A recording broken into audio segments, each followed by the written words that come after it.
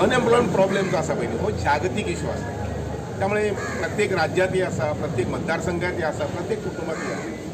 हो हाताळपा संबंधी म्हजें एक वेगळें तत्व आसा ते ह्युमन रिसोर्स डेव्हलपमेंट. आता ह्युमन रिसोर्स डेव्हलपमेंट जो आसा पळय न्ही कुटुंबाच्या वेगवेगळ्या कुटुंबाच्या पद्दतीन वेगवेगळ्या प्रांताच्या पद्दतीन तो हाताळपाक जाय. उदाहरणार्थ शेती प्रधान जो गांव आसा त्या शेती प्रधान गांवांत शेतीचेर आमी चड भर दिवपाक जाय.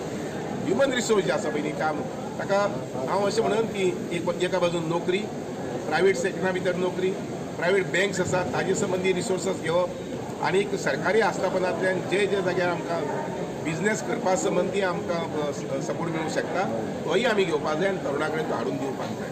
म्हजें उद्दिश्ट आसा की 2022 डिसेंबर पर्यंत हांव ठळकपणान सांगता 2022 डिसेंबर पर्यंत 15 कोटी रुपयांची इन्व्हेस्टमेंट जो आसा पळय न्ही ते वेगळ्या वेगळ्या हातूंतल्यान सरकाराच्या आस्थापनांतल्यान जाता.